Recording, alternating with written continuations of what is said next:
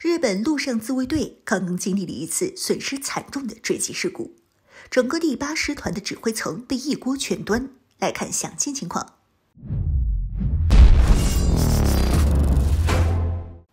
Hello， 各位老铁，大家好，欢迎收看本期迷彩虎，我是虎妞。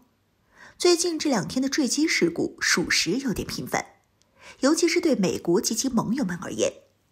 先是美国陆军101空突师的2架黑鹰直升机在训练过程中意外撞击，导致2架直升机上的美军无一幸免，全部身亡。紧接着又是日本陆上自卫队1架黑鹰直升机坠海，据传机上还搭载着日本第8师团师团长。再然后是美国知名军火商，先前因为对台军售而被我国罚款的雷神公司，其副董事和妻子搭乘小型飞机外出也坠机掉入大海，并已确认身亡。而现在日本陆自这架坠海直升机又传来了新的消息，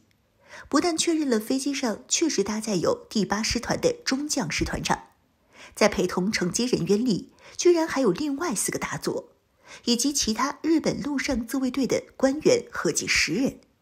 这一次坠机真可谓是损失惨重。按照日本方面目前发布的坠机人员名单，除了排在首位的日本陆上自卫队第8师团师团长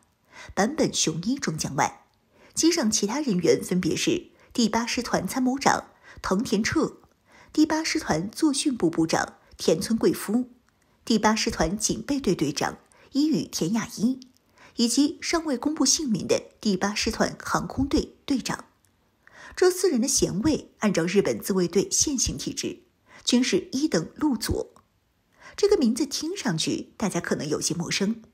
但是如果对应一下另一个同等衔位的名字，那大家就熟悉了。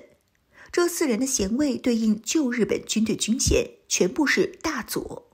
不仅如此，这4人担任的职务来看，一个是参谋长，一个是作训部部长，还有一个是警备队队长，再加一个航空队队长，再算上师团长坂本雄一这个中将。可以说日本陆自第8师团这一次是从作战指挥到作战规划再到人员作训的一把手负责人全部报销，损失之惨重可见一斑。除了以上这4位高官要员以外，机上其他6人的身份也不一般，分别是第8师团航空队副队长、第8师团司令部联络官，以及第8师团的2名飞行员，最后还有第8师团的保卫干事。可以说这飞机上的日本自卫队成员除了机组成员外，不是位高就是权重。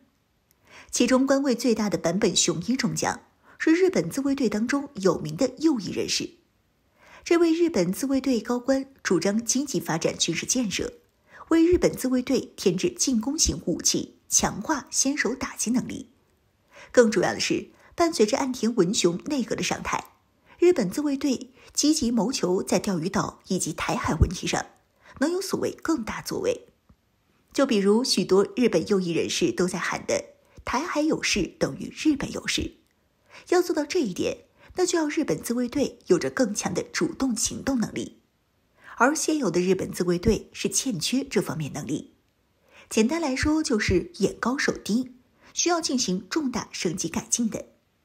现如今的日本在介入台海这件事上，那可不仅局限于说说而已，具体实际行动上便是任用这位本就是右翼人士，还积极主张大力发展改革的坂本雄一中将担任日本第8师团的师团长，希望其能够有一番作为，将试点部队第8师团打造成真正有能力跟随美军介入台海的部队。只是没想到上个月月底才新官上任的坂本雄一中将，到了这个月月初上任仅仅6天，便带着自己的一帮参谋指挥班子葬身大海。坂本雄一中将肩负的改革第8师团任务也就此化作泡影，可谓日本版的出师未捷身先死。而按照日本自卫队的官方通报，这架坠海失事的黑鹰直升机当时是去执行某项侦察任务，最后坠毁在宫古岛以西海域，距离我国钓鱼岛直线距离不足200公里的位置。为何中将师团长会带领一帮大佐高官亲自去执行侦察任务？这是外界目前最好奇的问题。对此，日本自卫队官方尚未给出明确回应，但日本舆论普遍猜测，这可能和坂本雄一中将刚刚上任，需要给自己塑造一个形象来稳定人心，更好的建设带领队伍有关。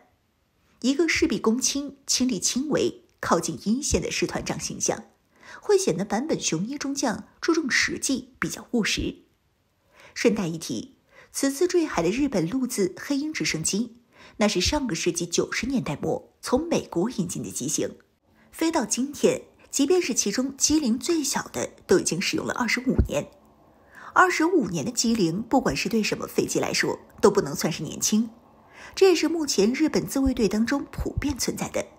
从美国购入的飞机大多严重老化问题的具体体现之一。搭乘这样的直升机出海飞行，只能说隐患从一开始就已经埋下了。现在整个第8师团指挥层集体报销这一苦果，只能由日本人自己往下咽。